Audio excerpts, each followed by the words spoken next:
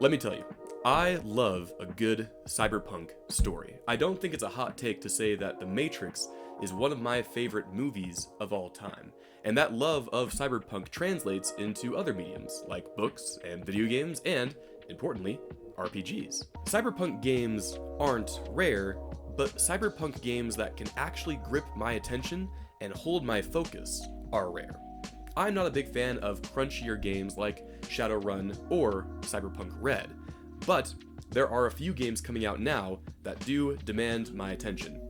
Metro Otherscape is an RPG that demands your attention. In my opinion, this book right here, Metro Otherscape, is one of the best ways to introduce your RPG group to the grim, gritty, and usually hilarious dark humor worlds of cyberpunk. It does this by having streamlined rules, a pretty easy to follow system, and a great method for leveling up your characters. On top of that, the actual dice rolling and mechanics of the game are extremely exciting. Every single action roll you make is going to lead to something funny, exciting, or harrowing. Now, I've been playing Metro Otherscape with my gaming group for a few sessions now, using a source book, Tokyo Otherscape, written by the same group, that allows you to play games of Metro Otherscape in a grim setting in a Tokyo megacity. Think inspiration like Akira, Ghost in the Shell, or Alita Battle Angel. And with the successfully kickstarted Otherscape Cairo and Otherscape Neuro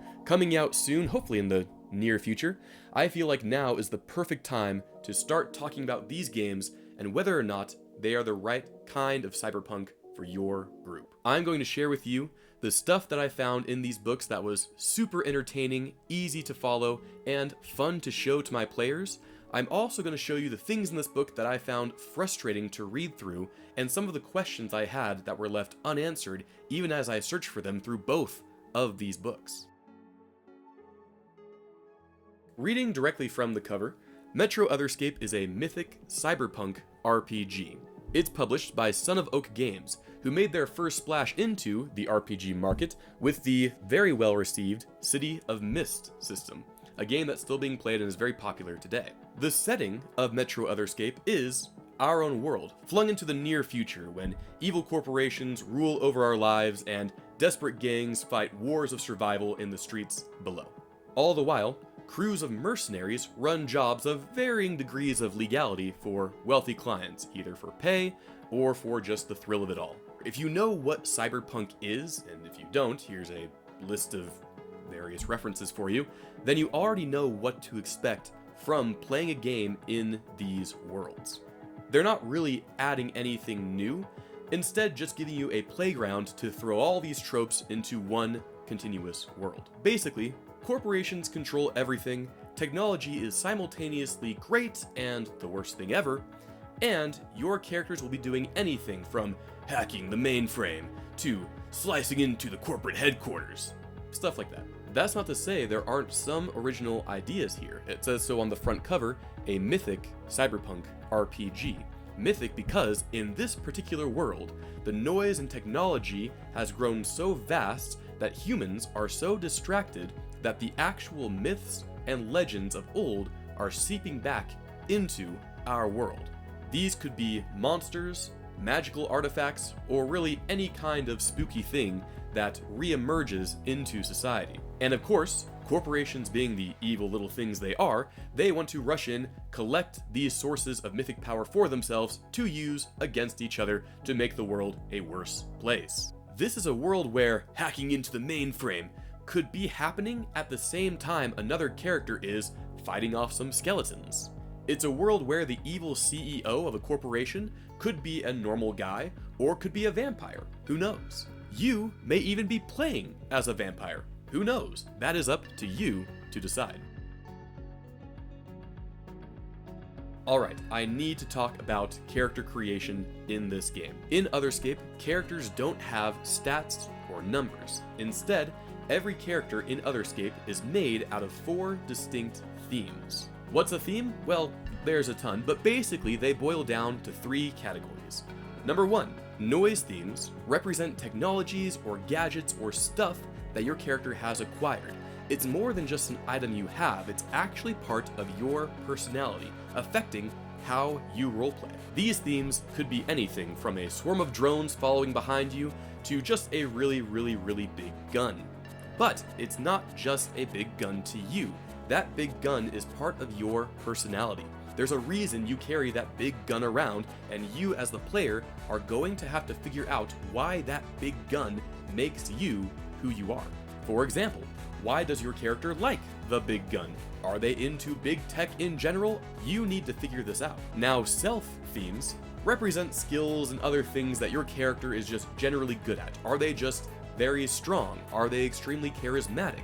Do they have a crushing backstory? All of these things would fall under the self category. Self themes are a great way for you to build out your character's backstory and have that backstory be relevant to your character's in-game progression. I can't stress that enough. Your backstory is part of the game. There are very few RPGs these days that actually do that. Finally, the third theme, mythos, represents any kind of magical artifact or exposure or companion that your character might have.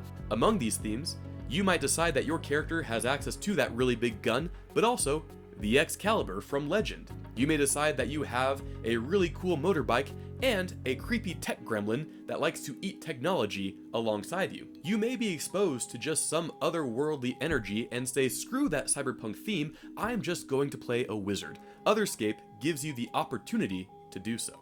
It doesn't restrict you. It dumps all the themes at your feet and says, take what you want and start playing. There are no classes in this game. There are no restrictions to what you can build. You can make a character who is fully in the mythos realm, you can make a character fully in the self realm, or one fully in the noise realm. But most of the time, most characters will be a mix of all three of these themes. Once you've picked your 4 themes, you then choose a selection of tags to add to your character. Think of tags as keywords that inform you what your character can and can't do. After that, you pick some equipment and a name for yourself, and you're good to go. Character creation in this game is extremely quick, even for a group with very little knowledge of RPGs in general. After your session 0, you will be ready to play the game, and everyone will have a good understanding of who their character is and how they function. Now it's time to talk about the actual gameplay of Otherscape. Well, the book gives you a really good graphic to show you the actual dynamic of play. Well, the book lays it out very simply, but the bottom line is that Otherscape plays like a movie in scenes. The GM, or in this case, the MC, establishes a scene for the players. A player then takes the spotlight, basically becoming the main character of the story for that one scene. They tell the MC what they want to do and how they're going to do it. The MC then decides if their action is crazy enough to require a roll for a chance of failure, or if it goes through no problem. After the player describes their action and makes a dice roll if necessary, then the MC re-establishes the scene or sets a new one and gives the spotlight to a new player, and play continues from there. Now, how do action rolls work in this game? Well, it's very simple. The player takes 2 dice, always 2 d6s, rolls them, adding any tags that are relevant to the action at hand, and if the result is high enough, then the MC allows the action to happen. If the result was too low, then the MC throws a consequence at that player.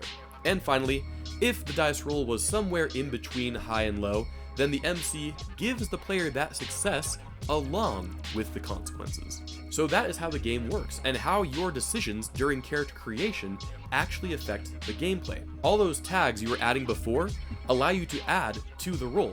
1 point for every tag you decide to use. The game calls this power, right? Every tag adds 1 power to whatever action you are trying to do. I can't stress enough just how streamlined this is. Other crunchier RPGs might have an entire paragraph or page telling you how a certain spell works, or how an attack roll is different from a skill check, and how a skill check is different from a saving throw. Otherscape simply says, what's that? You're trying to intimidate the mafia boss and you have a tag that says creepy demon mask? Cool. +1 to the roll. And Otherscape isn't the only game that does this. Both it and City of Mist are built off the very popular Powered by the Apocalypse engine. And that engine is a great engine for making a great game. But I have to say, there is something very special about how Otherscape streamlines this process. It gets rid of as many paragraphs as it can for the players, allowing you, the MC, and them to just play the game without any rules getting in your way. There's no memorizing any numbers here to throw, say, a fireball. If you want to throw a fireball, the MC can say, are you trying to attack those skeletons? You have a tag that says, I can throw a fireball? Awesome. +1 to the roll. And one of the best parts about this game, and one of the things that got my players really excited, is the ability to stack tags on top of each other. What, you want to throw a fireball, and you have I throw fireballs, and fireball expert, and know your way around the fireballs? Great, +3 to the roll. You can add as many as you want, and players will love this, looking through their tags like a menu at a buffet. Now, this emphasis on tags even extends into how your character levels up. In other games, leveling up your character is strictly a numerical thing, at least from many of the ones that I've played. You get to a certain point, you beat up enough goblins, and pretty soon you level up to a new level with arbitrary new powers and no real reasoning as to how you got them. That works fine in many games. Otherscape takes a different approach. You can level up your themes, getting more tags inside of them, but the way you do it is by using your weaknesses. These are special tags that every character has and can choose to use. Either the MC can invoke them on an action roll, or you as the player can decide to use one of your weaknesses for an action. Now, why would you want to do this? Well, every time you do so, you slowly move towards an upgrade in that theme, gaining you more tags and helping you level up. This is amazing because it makes you as the player want to wrestle with the demons that your character has. Many games try to include weaknesses or flaws or some other kryptonite for your character to wrestle with, but a lot of times it's lost in translation once the roleplay actually begins. With Otherscape, because the weaknesses are actually baked into the foundation of how you level up, players are going to want to use them. They're going to want to face these challenges multiple times because that's the only way they get that sweet, sweet dopamine boost whenever their character gets a new tag. It's a totally awesome system. I have no issues with it, and honestly, it's probably the main reason why I wanted to share this game with you in the first place. A game that forces your characters to use their weaknesses to grow, the way it happens in the real world. Now, I've been talking about the positives of Metro Otherscape for quite a while, and I am extremely excited for their two new sourcebooks, Otherscape Cairo and Otherscape Neuro. But if you want to get Otherscape for yourself and run one of the pre-written megacities they already have, or use the excellent megacity generator rules in the core book, there's a few things you should know. First things first, while all the mechanics in Otherscape are usually very clear, there are a couple rules that are hard to get your head around. One of the biggest ones is the loadout, essentially a fifth theme that your character has that contains all of the items they make or find along the way or buy or steal. It makes sense that Otherscape has this. After all, you're collecting loot the whole time, just like a traditional RPG. You need a place to store it on your character sheet. But the fifth theme idea is a bit confusing, especially for new players. Part of me wonders if they could have gotten around this by just not calling it a theme at all. The themes already have the specific rules tied to them, and the loadout theme doesn't really follow those established rules. I don't know what the solution is here, but I do feel like if you're going to run this game, it's definitely something that's going to crop up with your players, and it will probably cause a few hiccups in your roleplay. I mean, after all, in every RPG, all the players love a good shopping episode, but how you actually get those items and use them can be something that players will struggle with. It's a small gripe, but one that I think you should know before purchasing these books. A gripe that is not so small is where the book becomes a little bit vague. You see, Otherscape is trying to be broad enough that any cyberpunk trope you can think of, you could theoretically do in one of these campaigns. If you want to play a game that feels like The Matrix, you probably can. If you want to play a game that feels like Blade Runner, you probably can. Now, you may not think that's an issue, especially if you plan on just running your own custom campaigns for Otherscape. But I guarantee you, something will come up in your game that will confuse you. It'll make you wonder if you're actually visualizing the game correctly or the way that the designers hoped you would. In my game, that started when I tried to read the rules for harnessing. Harnessing is essentially this game's version of jacking into the Matrix, or decking for all those Neuromancer fans out there. Basically, any character can be considered a hacker because any one of you can link up your mind to the network, jumping into this weird other dimension where a bunch of crazy cyber stuff can happen. You can think of those virtual worlds as simulations of the actual hacking you're doing in the real one. For example, if you want to steal a package of data from a server, well, in the harnessed world, it probably looks like an actual package. If you want to tap into a communication line, it might look like a bullet train whizzing down a track at high speed that you and your characters will need to jump onto. That is all super cool, and it makes for hacking episodes that none of your players will be out of. There won't be anyone waiting on the sidelines for the one character who played a hacker to do their job. Instead, if all characters are hackers, everyone stays together even during those scenes. Except, there are a bunch of really weird questions that this kind of lore opens up for the MC or GM. And the two questions I present here, I know are nitpicky. I'm not saying this to throw shade at the worlds that are created in these games. Instead, I'm saying this so you are aware if you buy these books, there might be a few things that you will have to build up yourself. As a specific example, one of the pre-written adventures in Otherscape Tokyo is jumping onto a high-speed bullet train in the harnessed virtual world. The goal is to steal some packages from that train and then bring them back to your client. These packages are actually data that they are trying to extract. Nice. Except, how does that actually work? Because in this world, it's also assumed that data transfer can be instantaneous, and that different servers and corporations can talk to each other in the blink of an eye. So, is time slowed down when you're harnessed? What about if you're in the virtual world and you're not harnessed? What does it look like then? As another example, there are potentially millions of augmented reality and virtual reality constructs that people around these megacities can go into. But how does a harnessed person look compared to just a regular virtual avatar? The game doesn't tell you, and if you know where that is in these pages, please let me know. My game with my players is still going, and I would love to know what the lore actually is. I know that I can probably fill those gaps myself, but in doing that, I run the risk of making games that don't really fit with the established rules in some of these source books.